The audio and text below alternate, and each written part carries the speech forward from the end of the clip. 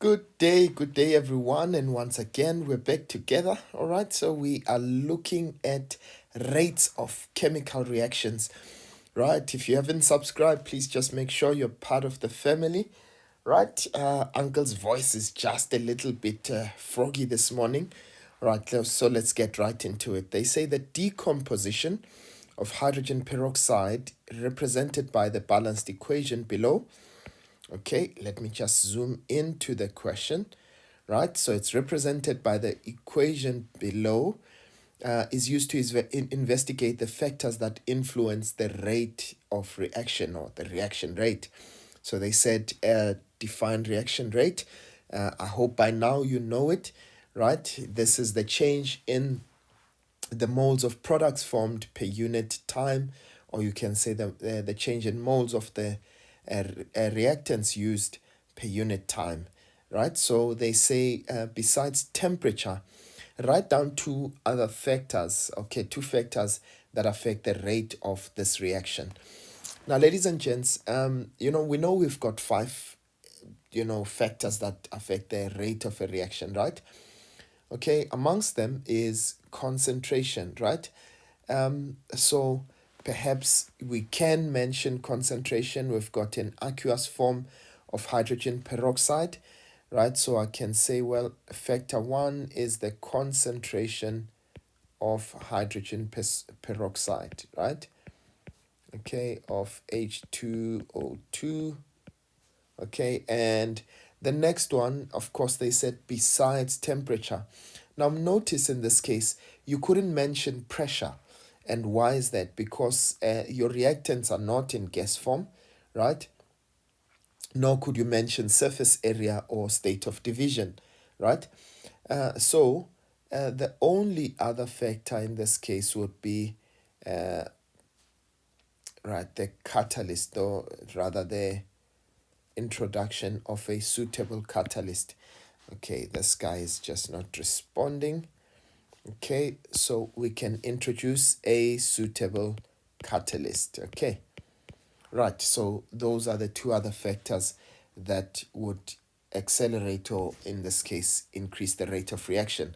Right, the next question, they say during an experiment, 150 cubic centimeters of hydrogen peroxide decomposes at 30 degrees in a flask. Okay, so they say give a reason why the rate of reaction decreases between T2000 and T5000. Right, now I want you to please note, ladies and gents, so what we're looking at is the concentration of hydrogen peroxide. And of course, I mean, because it's a reactant, it's likely to decrease as time progresses, right? So this decrease is very gradual, right? But when it gets to this point here, right, it decreases even further. And why is that? Because our reactant is getting less and less. So there are less collisions per second that are taking place. So as a result, it means that the rate decreases. So we can say, well, because of the decrease in the amount, okay, so this is because of the decrease in the amount of the decrease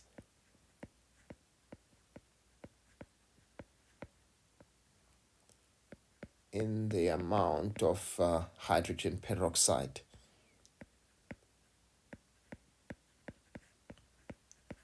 Of H2O2, right?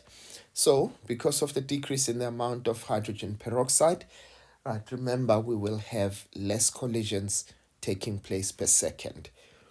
All right, now the second question says, how long in seconds did it take to reach completion? Right, so when would this reaction stop? When hydrogen peroxide, when you don't have any more of hydrogen peroxide, when the concentration of hydrogen peroxide is zero. And when is that? This is at T5000. Okay, so definitely after 5,000 seconds. Okay, right, let's go to the next portion. Okay, so we repeated a section there. Now they say calculate the average rate, calculate the average rate of reaction.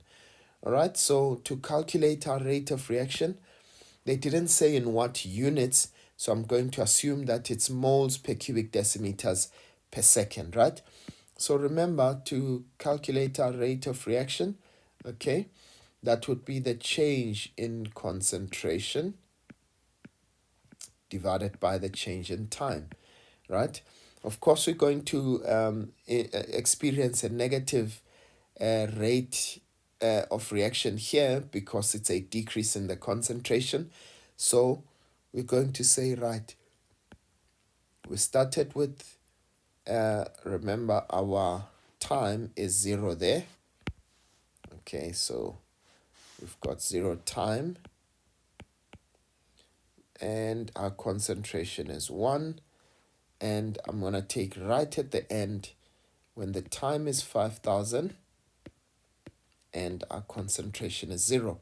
Right, so change in y, that's 1 minus 5,000, 1 minus 0, right?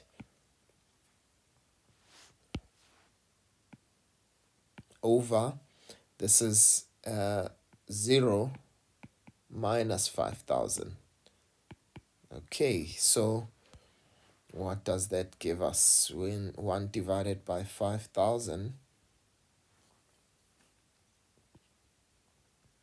so this would be minus 2 times 10 to the negative 4 moles per cubic decimeters. Okay, let's see if we can squeeze that in per second.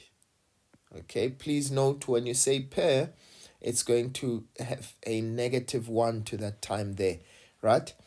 So this is going to be our answer. Right, let's go to the next question. They say the volume of oxygen produced during the interval T0 to T2000, right? So we want the volume that we produce during that time. Now remember, we've got the concentration. They say assume that the molar gas volume of, at 30 degrees is 25 cubic centimeters per mole. All right, now we've got the volume, we've got the concentration of hydrogen peroxide. And of course, it's not a gas, so we can't use molar gas volume on it. But we can find out the number of moles of hydrogen peroxide, right? So we were told that, okay, first of all, the initial concentration was 1 mole per cubic decimeters, right? And that's the entire concentration because we used it up all the way up until 0, right? So we used up all of the 1 mole per cubic decimeter concentration. Now, in this case, we also had the volume of hydrogen peroxide, which is 150 cubic centimeters. So let's find out what the number of moles are. Use our ratio, okay, to find out the amount of oxygen. Right, so let's do that. So I'm going to say, which number is this? This is 5.4.2. So I'm going to say, right, so the number of moles, concentration is number of moles divided by volume, but number of moles is concentration times volume. So we've got 1 multiplied by 150, but remember we have to divide this by 1,000. So this gives us 0.15, and so this gives us 0.15 moles, right? So the number of moles of hydrogen peroxide used is 0.15. So now, look at this. The amount of oxygen for every 1 mole that I use of hydrogen peroxide, I will obtain 1 mole of oxygen, right? So that means, therefore, the number of moles of oxygen formed will also be 0.15 moles, right? And why is that? Because this is a 1:1 ratio, right? So now that we've got the number of moles of oxygen, we want to find out the volume, and we know that number of moles is volume divided by molar volume, right? So our volume was 0.15, our number of moles were 0.15. We want the volume of oxygen, right? Our molar volume is given as 25,000 cubic centimeters per mole, right? So to make it into cubic decimeters, we'll divide that by 1,000, okay? So that becomes 25, right? Cubic decimeters per mole, so that our volume is in cubic decimeters. So this is divide by 25, which is our molar volume. Okay, so let's take that. Okay, so that's 0.15 times 25, and that gives us 3.75. So our volume of oxygen will be equal to 3.75 cubic decimeters. Okay, right. So that is how we'll go through those questions. All right, let's go to the next portion. Right, now they say to us, how will the following be affected if the volume of hydrogen peroxide used in the experiment is doubled?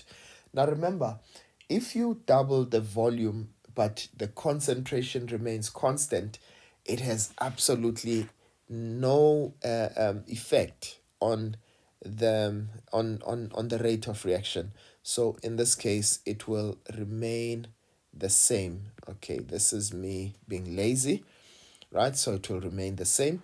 Now they say the total volume of oxygen produced, of course, by adding more volume, you'll have more oxygen that you produce. So it should increase. All right. And then in experiment 2, hydrogen peroxide decomposes under the same conditions as experiment 1, but a small amount of manganese dioxide is used. Now remember, once I introduce something that does not participate in the reaction, it means I'm insinuating that this could be a catalyst, right? So if you look at this, they say the Maxwell-Boltzmann distribution curve for the reaction in experiment 1 and experiment 2 is shown. Right. So in experiment 1, of course, without the catalyst, there is a larger, what do we call this? So there's a larger activation energy, right? So the activation energy is much bigger, right? So that less molecules actually qualify. But the moment you add in a catalyst, it lowers that activation energy, right? And that means single one of these will be able to now have sufficient kinetic energy, right? So they say define activation energy. This is the minimum energy required in order for a reaction to take place, right? Now they say which one of E1 or E2 would yield a higher reaction rate. Explain the answer by referring to the collision theory. So definitely it should be E2. Okay, so definitely E2. Right, and why is that? Right, so in this case, the addition of a suitable catalyst. All right, so if we add a suitable catalyst, it will lower the activation energy, right? Okay, in fact, let me just, the addition of a catalyst, okay, lowers the activation energy. All right. Now we'll have more particles that have sufficient kinetic energy. Okay, have sufficient kinetic energy.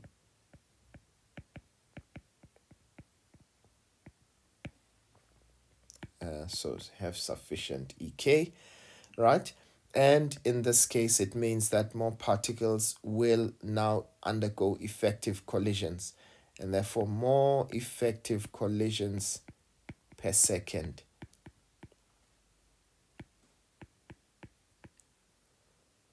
Okay, and in this case that will increase the rate of reaction. All right, please take what I say rather than what I write.